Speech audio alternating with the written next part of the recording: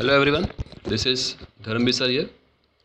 So today we are going to continue with chapter 6, that is applications of derivatives. And the topic for today's video is increasing and decreasing functions.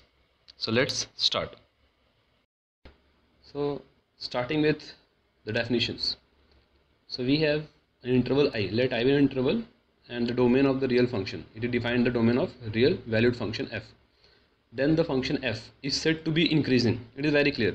If we have 2 points increasing in interval I, if x1 is less than x2, x1 less than x2 implies that fx1 is less or equal to fx2 for all x1, x2 belonging to I. That is, if x1 is less than x2 and the value of the function, that is fx1, is less or equal to x2, then it is said to be increasing in the interval I. Clear? Next is strictly increasing. Now remember these signs, very small signs are there. Strictly increasing in I if x1 less than x2 implies fx1 is less than fx2 for x1, x2 belong to I. Now in the increasing it was fx1 less and equal to fx2, and in strictly increasing it is fx1 less than fx2. Clear? Now coming to decreasing. Now function decreasing on I if x1 less than x2 implies fx1 is greater or equal to fx2. In increasing it was fx1 less or equal to fx2. In decreasing it is fx1 greater and equal to fx2 for all x1 and x2 belonging to I. And strictly decreasing in I if x1 less than x2 implies fx1 greater than fx2. Very small sign. In decreasing it is fx1 greater and equal to fx2, and in strictly decreasing it is fx1 greater than fx2 for all x1, x2 belonging to I. Clear? So pause and note down the definition. Next we have a very important theorem, that let f be a continuous on closed interval AB, continuous in closed interval AB and differentiable in the open interval AB. Then f is strictly increasing in closed AB if f dash x is greater than 0 for all x belonging to open interval AB. F dash x greater than 0, it is strictly increasing for all x belonging to open interval AB. Now f is strictly decreasing in closed interval AB if f dash x is less than 0, that is f dash x is negative for all x belonging to AB. For strictly increasing it is f dash x greater than 0, for strictly decreasing it is f dash x less than 0. And third is if f is a constant, f is a constant in AB, that is if f dash x equals to 0 for all x belonging to AB. So if f dash x equals to 0, then f is a constant function. For strictly increasing f dash x greater than 0, strictly decreasing f dash x less than 0, and f dash x is equal to 0, then f is a constant function. So pause and note down the theorem.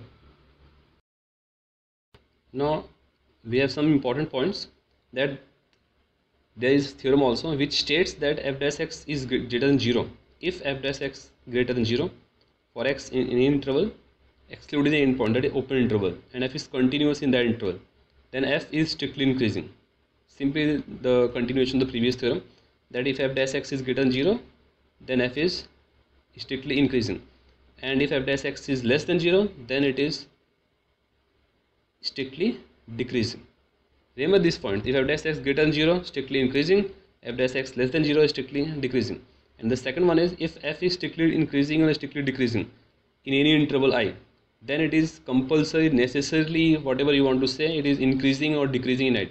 So if we have to prove that the function is increasing or decreasing, and we have proved that it is strictly increasing or strictly decreasing, then ultimately that function will become increasing and decreasing in that particular interval. Clear? But the converse is not true, that is if a function is increasing or decreasing, that is not necessary that the function will be strictly increasing or strictly decreasing. So note down the point, and let's start with the exercise. So let's start exercise 6.2. Show that the function given by fx equals to 3x plus 17 is strictly increasing on R. Very simple question. We know that if f dash x is greater than 0, then it will be strictly increasing.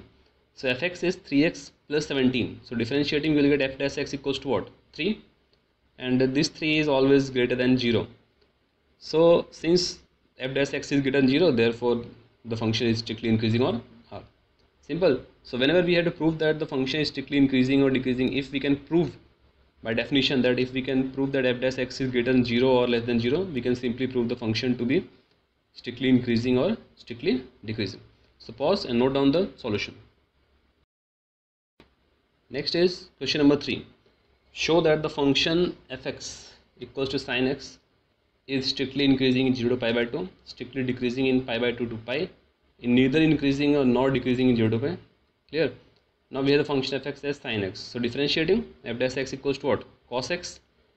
Now we can see that the for each x belonging to 0 to pi by 2, cos x is always greater than 0, because if you take any value between 0 to pi by 2, you will find the value of cos x to be greater than 0. So we have f dash x greater than 0. Clear? So since f dash x is greater than 0, therefore the function is strictly increasing in 0 to pi by 2 by the theorem we have learned. Now similarly we have f dash x equals to cos x. Now for any value of x in the second interval, that is pi by 2 to pi, if you find the value of cos x, it will be always less than 0, because between pi by 2 to pi the value of cos decreases from 0 to minus 1. Therefore f dash x is less than 0, and since f dash x is less than 0, so again by the theorem the given function is strictly decreasing in the interval pi by 2 to pi. Now the third part is we have to show that neither increasing nor decreasing. Now from these two results A and B, since from 0 to pi by 2 is strictly decreasing, strictly increasing, and from pi by 2 to pi it is strictly decreasing. So we can say that it is not continue for anyone. For the half part is increasing and half part is decreasing. So it is neither increasing and not decreasing in the particular interval 0 to pi by 0 to pi. Done. If it had been either strictly increasing in 0 to pi or strictly decreasing in 0 to pi, then we can say, but since for the half part it is strictly increasing and for another half part it is decreasing, that's why we cannot say that the function is increasing or decreasing. Clear? So pause and note down the solution. Moving to question number 5. Find the interval in which the function f equals to 2x cubed minus 3x square minus 36x plus 7 is strictly increasing and second is strictly decreasing. So here we have to find the interval. So same, first we have to find the f dash x. So here fx is given. So differentiating we will get f dash x equals to what? 6x square minus 6x minus 36. And by factorization we can find this to be 6 into x plus 2x minus 3. So putting f dash x equals to 0, we are getting x equals to what? Minus 2 and 3. So putting these values on the number line, this will divide the number line into 3 different intervals. Disjoint intervals, that is from minus infinite to minus 2, minus 2 to 3, and then 3 to infinite. So plotting these disjoint intervals on the number line. So you can see that the interval minus infinite to minus 2 and 3 to infinite, f dash x is positive. If you take any value in these two intervals, f dash x is positive, that is f dash x is greater than 0.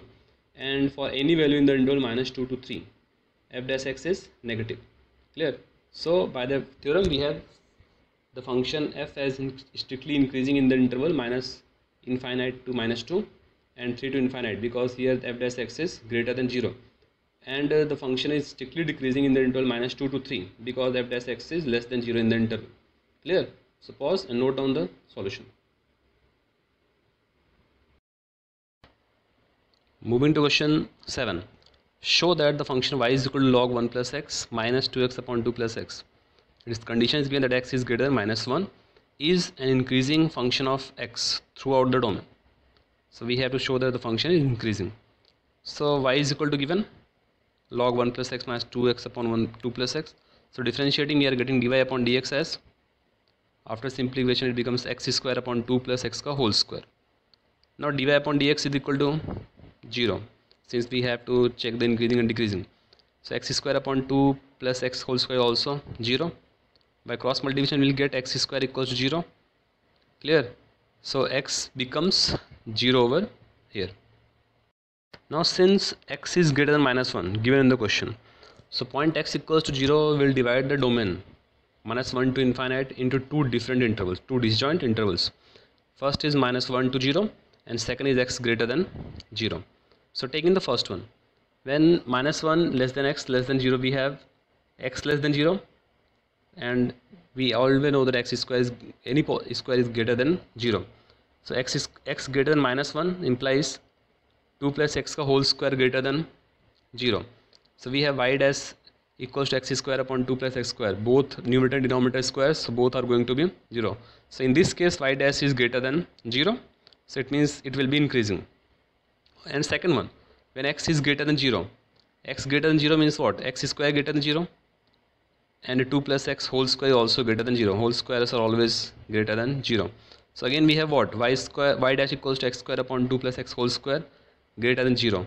So in both the cases we observe that y dash is greater than 0, and so by the theorem, since y dash is greater than 0, the function will be increasing throughout the domain.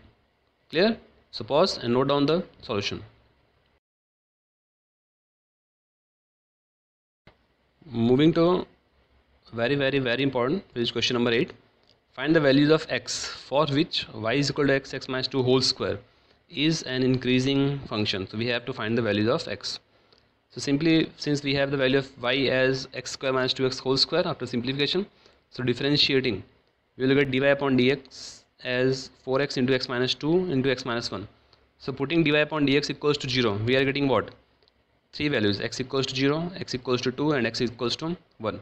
So these 3 values, that is x equals 0, 1 and 2, will divide the number line into 4 disjoint intervals. 4 intervals. First is minus infinite to 0, then 0 to 1, then 1 to 2, and finally 2 to infinite.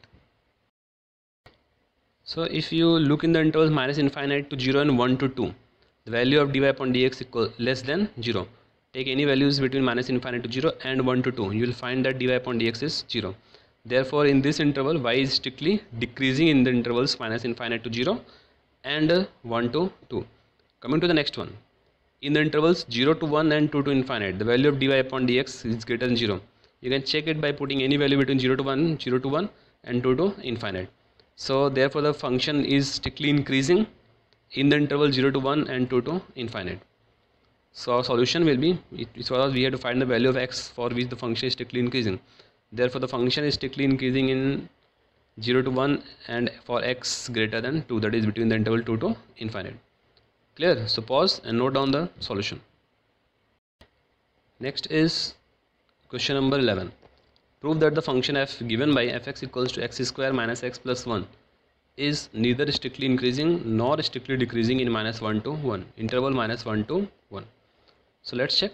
The given function is fx equals to x square minus x plus 1. So differentiating, we will have f dash x as 2x minus 1. So putting f dash x equals to 0, we will get 2x minus 1 equals 0, so x is equal to half. Now this, the point x equals to half, divides the interval minus 1 to 1 into 2 different intervals. First is minus 1 to half and the second one is half to 1, if you plot the number on the number line. Now in the interval minus 1 to 1, minus 1 to half, f dash x is what? Less than 0, if you take any value. Therefore in this interval, that is minus 1 to half, the function is strictly decreasing. And if you take the interval half to 1, here f dash x becomes greater than 0, that the function is strictly increasing in the interval half to 1. Clear? So if you look in the interval minus 1 to half, it is strictly decreasing, and from half to 1 it is strictly increasing. So we can say that the function is neither strictly increasing nor strictly decreasing in the interval minus 1 to 1, because it, for the first half it is strictly increasing, for the second half it is decreasing, so we cannot say that it is neither strictly increasing nor decreasing. Clear? So pause and note down the solution. Moving to question 14. Find the least value of a such that the function given by fx equals to x square plus ax plus 1 is strictly increasing on the interval 1 2. So we have fx equals to x square plus ax plus 1. So f dash x becomes 2x plus a. Now since the function is strictly increasing in 1 to 2, so f dash x should be greater than 0 for strictly increasing. So putting f dash x greater than 0, we get 2x plus a greater than 0. From here we are getting x greater than minus a by 2. So therefore we have to find the least value of a such that x is greater than minus a by 2 when x belongs to half. So since x greater than minus a by 2 when 1 belongs to 1 less than x less than 2, thus the least value of a for which f is to be increasing is given by minus a by 2 should be equal to 1, since the x is interval 1 to 2 and the 1 is the smaller one. So minus a by 2 is equal to 1. So what? We are getting the value of a is equal to minus 2. And the required value of a is equal to minus 2. And now suppose we have to find the maximum value. So in the interval 1 to 2, the maximum should have been 2. In that case, we would have put minus a by 2 equals to 2. Clear? So pause and note down the solution. Moving to question 17.